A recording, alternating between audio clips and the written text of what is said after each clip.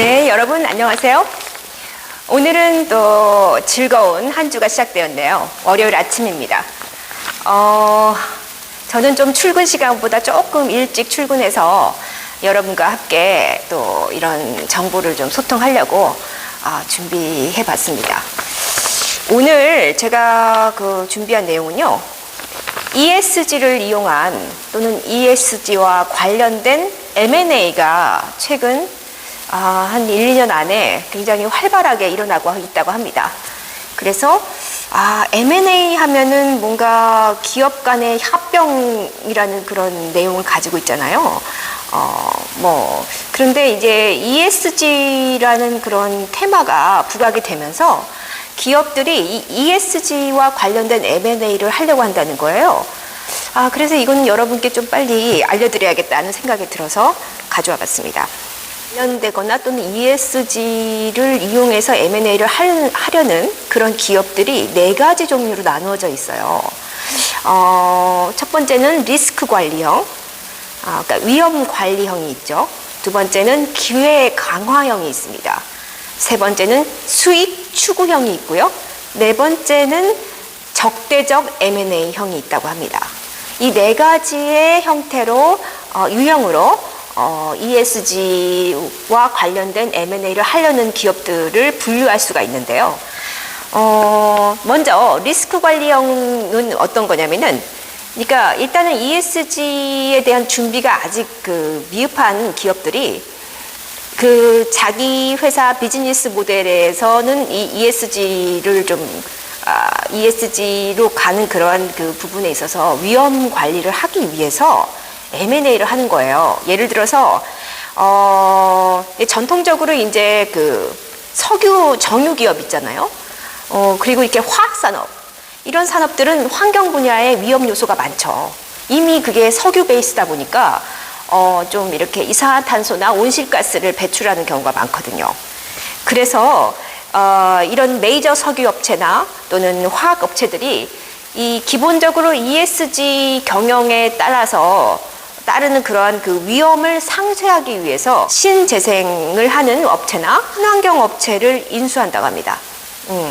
그러니까 예를 들어서 정유 업체인데 풍력이나 수소나 또는 태양광 에너지를 생산하는 그런 신재생 에너지 관련된 산업체 중에 한 기업을 인수를 하는 거죠.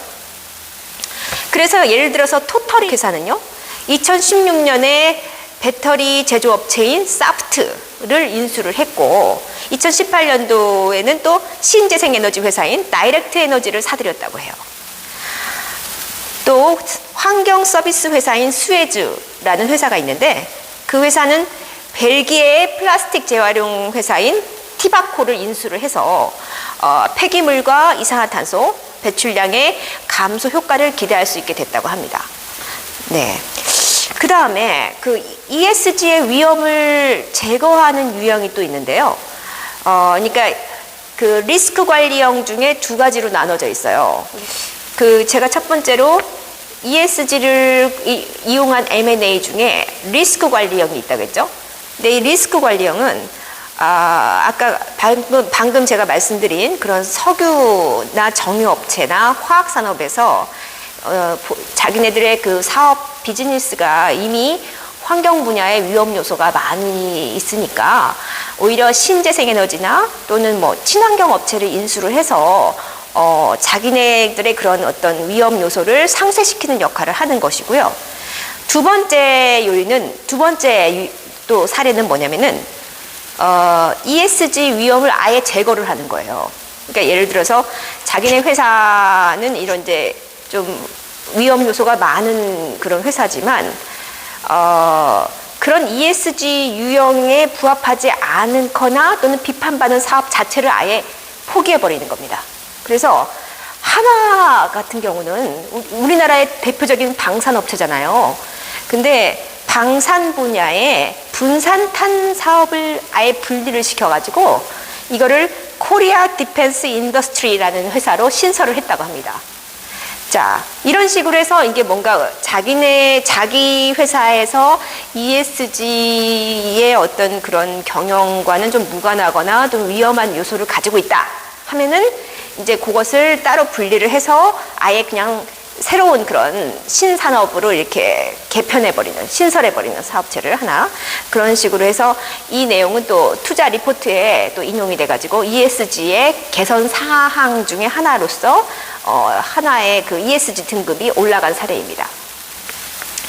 그 다음 두 번째 형태, 아까 제가 ESG와 관련된 M&A에는 4가지가 있다고 했죠. 첫 번째, 방금 제가 말씀드린 리스크 관리형, 그러니까 위험 관리 형태가 있었고, 두 번째는 기회 강화형이 있습니다. 그러니까 기회를 강화시키겠다, 그런 형태의 M&A가 있다고 해요. 이거는 뭐냐면은, 그러니까 친환경 ESG 시장에서 경쟁력을 강화시키려고 하는 겁니다. 예컨대 자동차 그룹 중에 이제 우리가 알고 있는 클라이슬러 회사가 있죠. 그 클라이슬러 회사와 프랑스의 자동차 그룹인 PCA가 50대 50의 비율로 합병을 체결해가지고 자동차 회사 스텔란티스를 설립하는 사례는 뭐 자동차에 관심 있는 사람들은 다 알고 있는 사례예요. 전기차를 생산하기 위해서 좀 친환경 ESG 전기차 시장에 뛰어드는 거죠. 경쟁력을 강화시키기 위해서. 그래서 스텔란티스를 설립한 이후에는 전기차 모델을 10종이나 출시를 했다고 합니다. 또한 뭐 3M이라는 회사도요. 안전산업 관련 사업을 확장하면서 토탈 세이프티, 스카 세이프티라는 회사를 또 잇따라 인수를 해서 그 뭐랄까 시장에서, 특히 친환경 ESG 시장에서 경쟁력을 강화시키려는 노력을 하고 있다. 이런 사례도 M&A 사례로 하나의 유형으로서 인식이 되고 있다는 겁니다. 그 다음에 또 하나는 세 번째 유형인데요. 수익 추구형 M&A가 있어요. 그건 뭐냐면은 이제 ESG와 관련된 그런 투자를 함으로써, 또는 그런 회사에 투자를 함으로써, 또는 그런 회사와 합병을 함으로써 수익 극대화를 도모하는 거예요. 근데 이거는 주로 펀드 회사에서 하는 것 같습니다.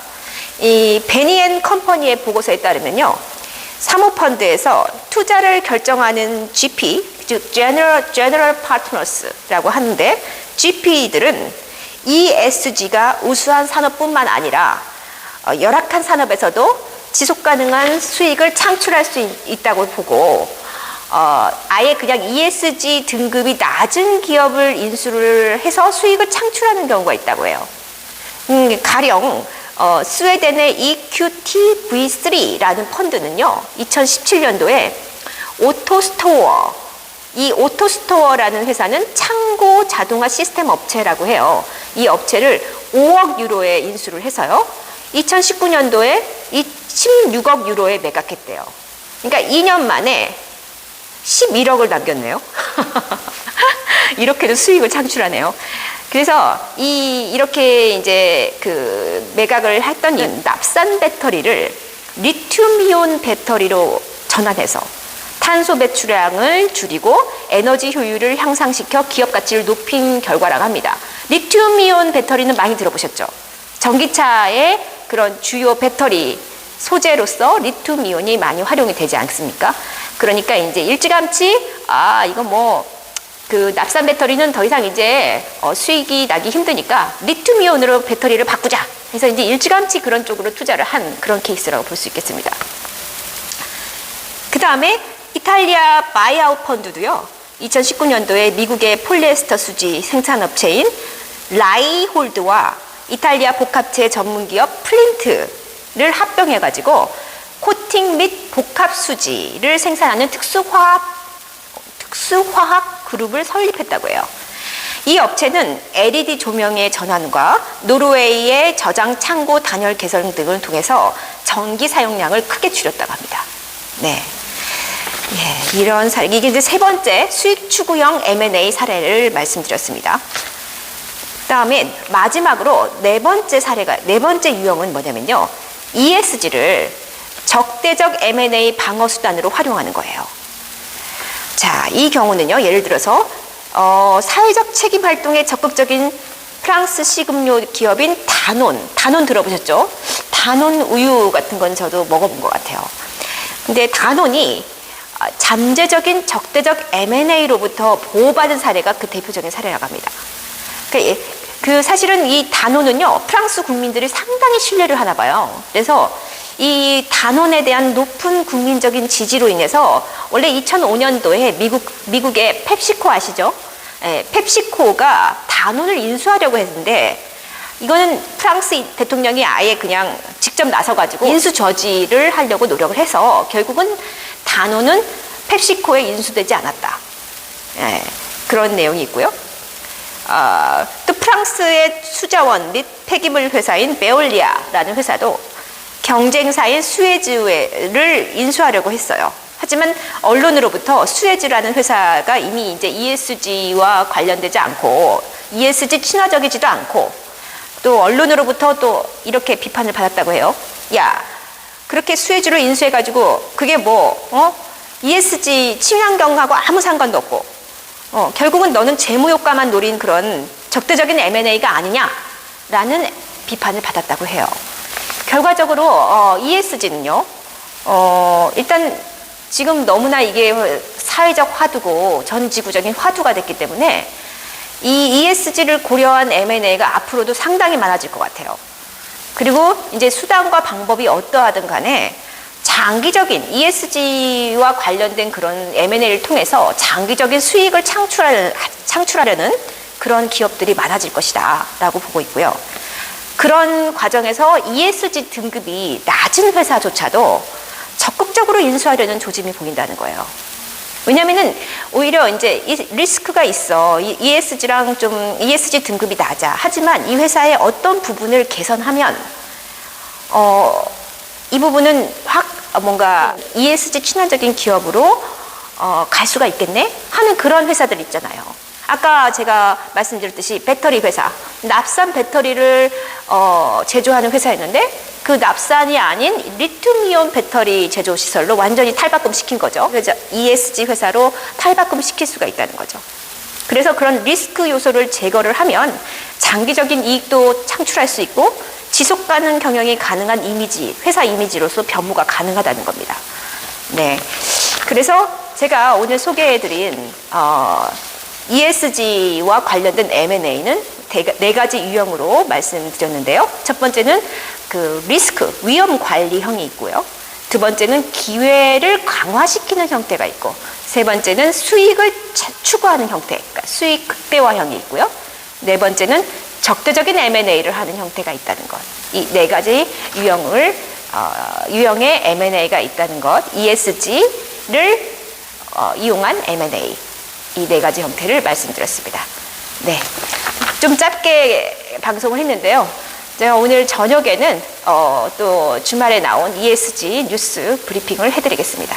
네. 오늘도 즐거운 또 보람찬 그런 하루 되시길 바랍니다. 감사합니다.